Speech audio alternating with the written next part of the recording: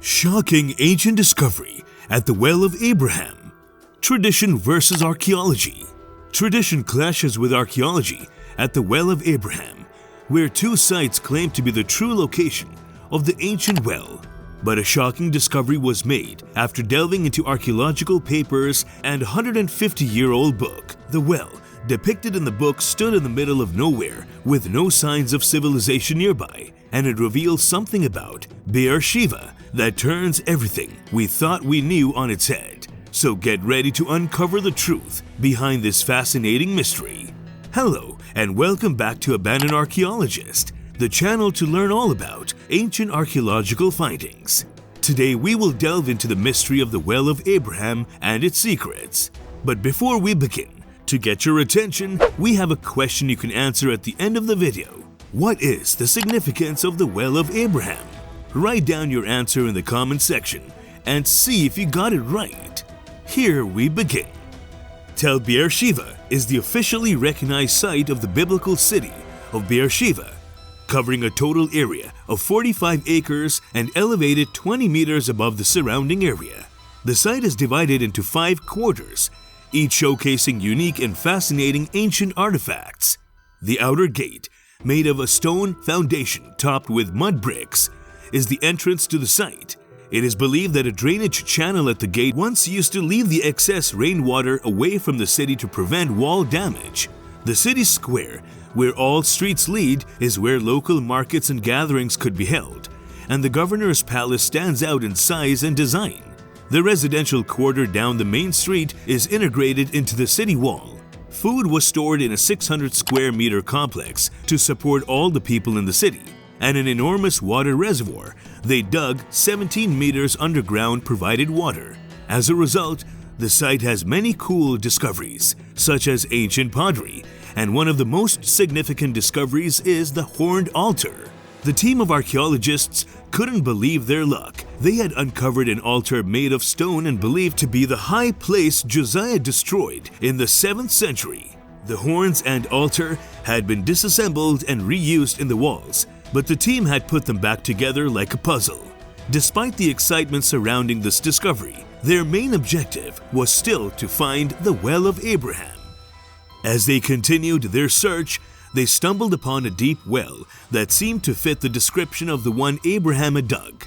According to the biblical account, Abraham had dug a well in the Negev and disputed with King Abimelech's servants, who then seized the well. To resolve the conflict, Abraham and Abimelech made a treaty, and Abraham gave Abimelech 7 lambs as a symbol of their agreement. This place was then called Beersheva, or the Well of Oath.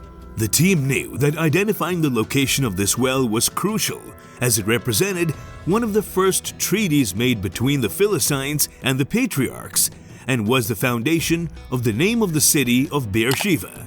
First, however, they needed archaeological evidence to confirm that this was indeed the well that Abraham had dug. The well was located outside the city walls and seemed to have been dug before the city was built around or next to it. The well was an astonishing feat, dug 69 meters deep, the equivalent of a 20-story building, reaching 15 stories below the mound. Nevertheless, archaeologists faced technical difficulties examining the well. Luckily, a wider, larger pit on the city's north side, with an ancient staircase leading to the very bottom, offered an alternative. Descending the staircase, archaeologists marveled at the impressive water reservoirs chiseled into the mountain. The reservoir reached a level where floodwaters from a nearby stream could flood in and fill the reservoir, a remarkable feat considering the middle of a desert. To find the stream, Hebron River, where Abraham could have fetched water for the well, archaeologists drove through sketchy terrain, passing under an electricity pole for the first time. They found an ancient wall, but also encountered trash and dirt. Realizing the Bedouins' survival concerns take priority over keeping the ecological system clean, the stream was a few yards away, and finding it would add another piece to the puzzle. The river nearby was contaminated with algae, but it still flowed, a testament to the resilience of nature. However, as they delved deeper into the history of the site, they discovered a problem. The oldest artifacts found date back only to the 12th century BC, centuries after the traditional dates for Abraham's existence. Despite some claims that this may be the Well of Abraham, there was no substantial evidence to support this theory. Zeev Herzog even proposed an alternative explanation, suggesting that the traditional dating of Abraham's life may be incorrect and that he lived several centuries later. Later, they stumbled upon an old book from the mid-1800s that changed everything they thought they knew about Be'er Sheva. The book, The Land and the Book by William M. Thompson, documented his travels and his colleagues as they compiled the world's best archaeological survey of the Holy Land.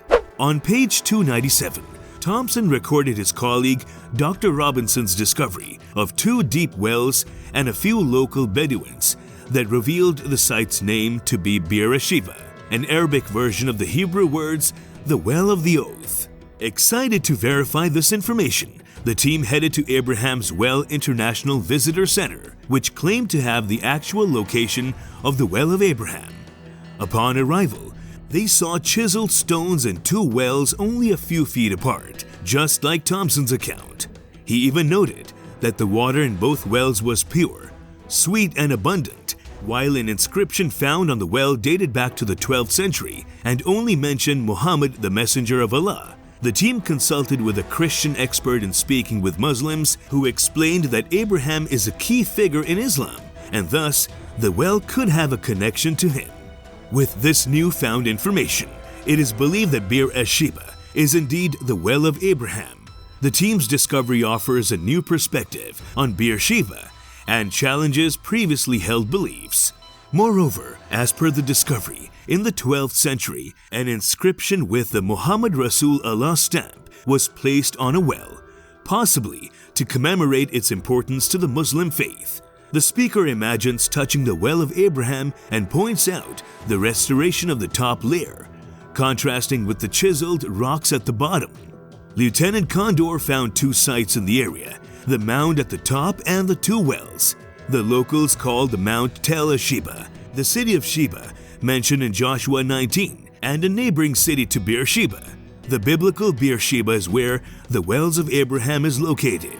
Modern archaeologists, such as Professor Volkmar Fritz and Daniel Varga and Svetlana Talis, have found evidence supporting this.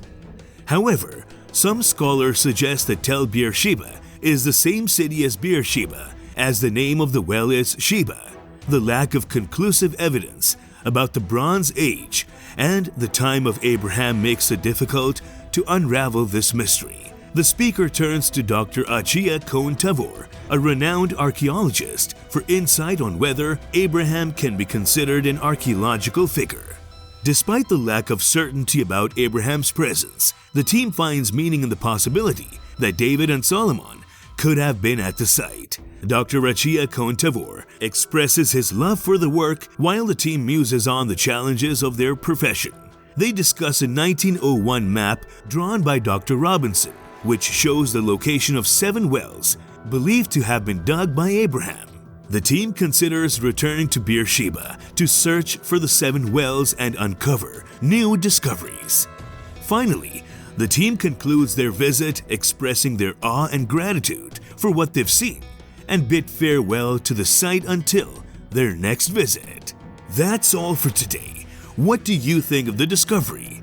Comment below, and the answer to our question is, the Well of Abraham is significant to Jewish and Islamic traditions, as it is believed to be the site where Abraham made a covenant with Abimelech. The site is also important as it provides insight into the way of life of the ancient Israelites. Subscribe for more.